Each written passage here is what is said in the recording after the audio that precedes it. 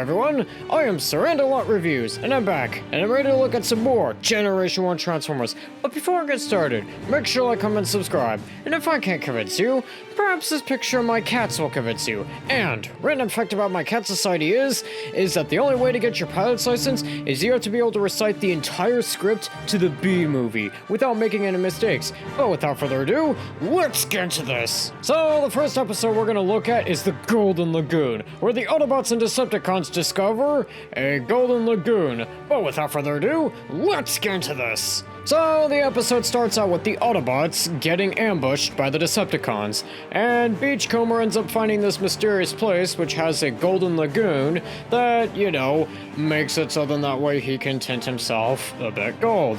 But unfortunately, Thrust also finds this place, and he ends up painting himself gold. And it is also found out that that makes the Autobots' weapons basically useless on him. And so the Autobots have to retreat, but unfortunately, Perceptor and Sea Spray get captured in the process. So Thrust reports back to the Decepticons that he is now really difficult to kill, and so the Decepticons go to the Golden Lagoon to basically become also really difficult to kill, but apparently they don't really appreciate what nature has given them. And so the Autobots try to stop the Decepticons, but they end up getting absolutely pile-drived by the Decepticons. And Beachcomber tries to go to the Golden Lagoon, but he ends up getting captured by the Decepticons. And the Decepticons end up attacking Omega Supreme, and while he puts up a pretty good fight, he is ultimately no match for the Decepticons with the Golden Lagoon. But luckily, the Autobots end up finding the Golden Lagoon, and also Beachcomber, Perceptor, and Sea Spray end up breaking out of prison.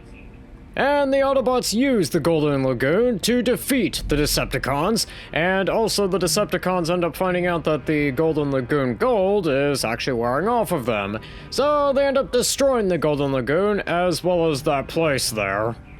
And overall, I will say that the Golden Lagoon is an episode.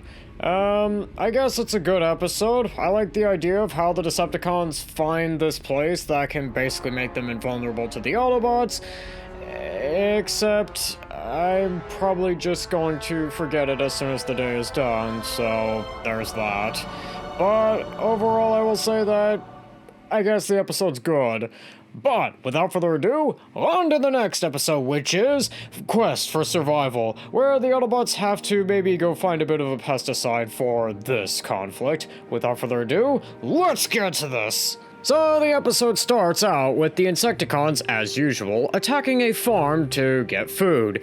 But luckily, the Autobots are there to try to put a stop to them. But unfortunately, the Autobots get overwhelmed, and they end up retreating. But luckily, Bumblebee, Spike, and Cosmos end up finding an insecticide that might be useful against the Insecticons, but they get captured by this plant, but luckily they get away. But there are unfortunately some spores on Cosmos. Okay, we all know how long it'll take before this is gonna go horribly wrong for the Autobots, and the Decepticons probably, and the Insecticons, which seems to be a theme we're running into. And as it would just so happen, things did go horribly wrong, and those spores turned into massive cosmic vines that are slowly swallowing up Cosmos. So Bumblebee and Spike have to eject, and they end up going and getting help. But unfortunately, Bumblebee also got some spores on him. And also, Megatron takes a bit of an interest in the Insecticon pesticide, so he decides he wants to go get it in case he wants to use it against the Insecticons. And he also warns the Insecticons to stay away, but unfortunately the Insecticons, sensing that Megatron might be lying, in fact, decide to do the exact opposite of what Megatron says and go over to where the pesticide is. I mean, Megatron, they're Decepticons like you. What did you expect for them to do? Did you think they were actually going to follow the rules, or not sense any kind of treachery or anything like that? Anyways, so the Decepticons get to the massive Valley of Vines first, but find out that they are completely unable to, deal with the vines. So they just wait for the Autobots and hope the Autobots have the solution to it. And after a bit of trial and error, the Autobots figure out that, yeah, as it turns out, sound absolutely irritates the vines, and they can't stand it. So they use that and end up getting Cosmos out, along with the Insecticon insecticide. But unfortunately, the Decepticons decide to attack the Autobots right afterwards just to get the Insecticon pesticide, and as it turns out, those vines are a bit of a problem for the Decepticons as well, like even more of a problem. But luckily, the Insecticons decide to come in, and as it turns out, those vines really like the Insecticons, like they just eat the entire army, and the Insecticons retreat. And also the Decepticons retreat, seeing how humiliated the Insecticons were. And the Autobots, realizing that those vines are probably going to maybe be a threat down the road, decide to shoot them into space to a planet that will probably not really mind having them. Like, for example, a planet inhabited by robot insects. And overall, for Quest for Survival, I will say I was pleasantly surprised by this episode. Going into this episode, I did not think it was going to be as good as I remember it. I mean, as a kid, and I guess like a few years ago, I kind of just forgot this episode, but overall, I will say this episode's good. I mean, I like the concept of how there's like this vine here that basically collects spores or puts spores onto Cosmos and ends up coming to Earth and causes a real problem. And I like how the Decepticons are defeated by these vines and also the Insecticons. And also, I kind of like how a bit of treachery and kind of a bit of Megatron wanting to keep the Insecticons safe, but also wanting to make sure that they don't find out about an Insecticon pesticide, ends up actually saving the day in the end. And overall, I recommend this episode, and I was pleasantly surprised and so glad I was wrong by this episode.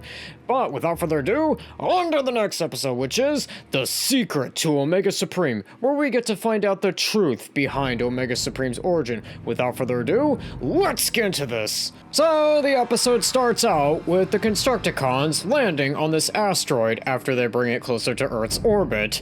And luckily for us, Cosmos also discovers that there are Constructicons on this asteroid. And they also discover that the energy readings on this asteroid are for some reason really high, which makes everybody really curious. And Optimus Prime tries to enlist the help of Omega Supreme, but unfortunately, there's a bit of a problem with that. Your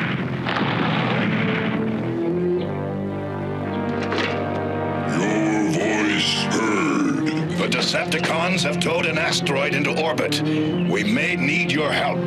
Talk premature. Disturbance unnecessary. That asteroid may be new fuel for Megatron. The Constructicons are mining... Constructicons. Enemies die. This is a military mission, not a vendetta, Omega.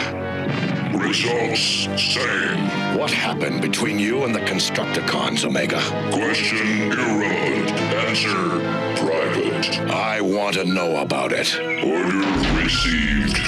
We'll talk. Can you talk like a normal Autobot? Just this once I will talk the way I did on Cybertron before the betrayal.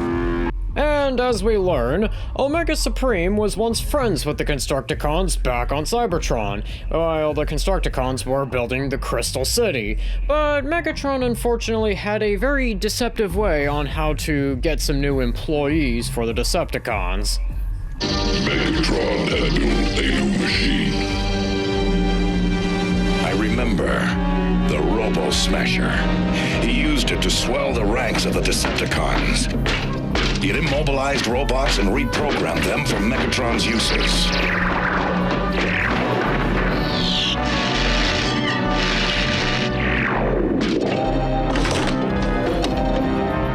Instruct me, Megatron. I exist only to serve you. I will obey your every order. Yes, I know you will.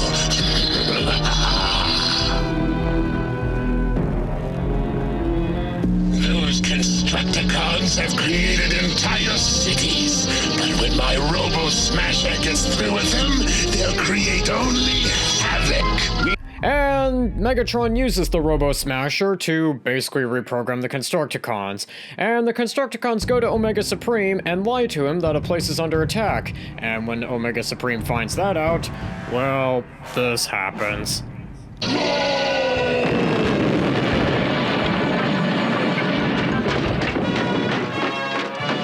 It's Omega. Let's beat it.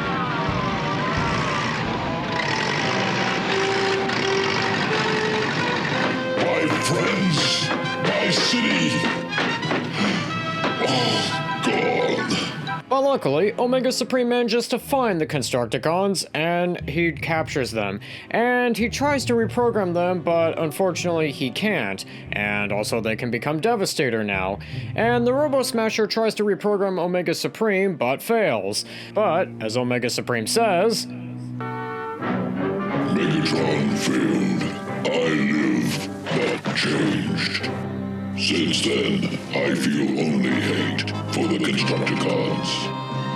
They fled Cybertron in a starship. And you followed them.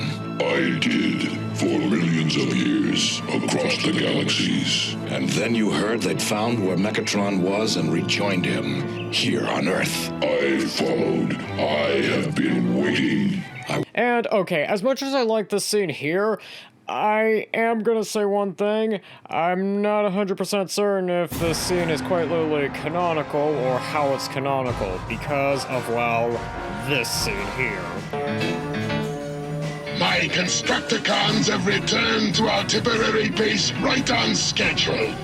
They were worth the time we spent building them in these caverns. And keep in mind, that's from the episode where we are introduced to the Constructicons, and from how Megatron says it, it's like that this is the first time we've ever even built them, and like, yeah, it was sure worth the time to actually build them in the first place, not, oh yeah, we just recruited them back to the Decepticons. So, how is this scene canonical is my question. Anyways, so despite some plot holes, Omega Supreme is ordered by Optimus Prime to not go after the Constructicons, and after Optimus Prime discovers that the asteroid has a bit of energy on it, ends up telling Omega Supreme to scratch that and just get the Constructicons off and to blow the asteroid out of the sky. But he also finds out that the asteroid ends up actually having an organic being, and Omega Supreme isn't taking any calls at the moment, so Omega Supreme accidentally releases the being onto the Earth. So the creature goes down to San Francisco to basically go eat it to the ground, and the Autobots can really only at best slow it down. But unfortunately, the only Autobot that can really wrangle the creature just so happens to be Omega Supreme, as what Teletran once said. Meanwhile, Omega Supreme is battling Devastator on Earth, but luckily Optimus Prime steps in and tells him to please go and prevent the creature from eating up the Earth. And this great line here. Stop! Listen to me. You're the only one who can save Earth from that beast. That asteroid is the creature's food. You've got to lure it back up there. They escaped. This is more important than revenge. Prime, move. You caused that thing to hatch. You're responsible. It's happening again, Omega. It's happening right here on Earth. San Francisco's going to be destroyed. Are you going to let it all happen again? For something as useless as revenge? Course of action altered.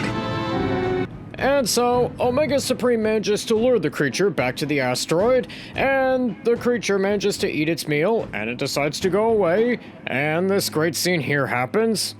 We're all thankful to you, Omega. You saved the city. Duty ignored.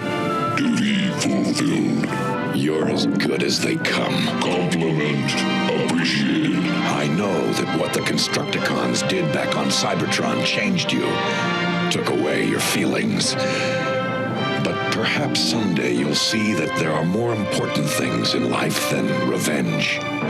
Possibility growing.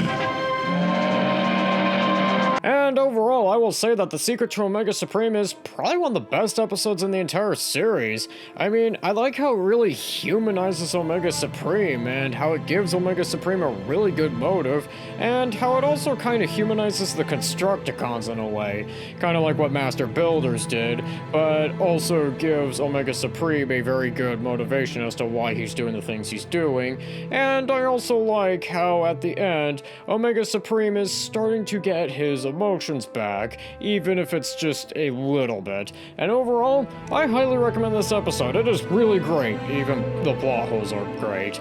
But I think with that, that's gonna do it for today. Don't forget to like, comment, subscribe, and I'll see you in the next one.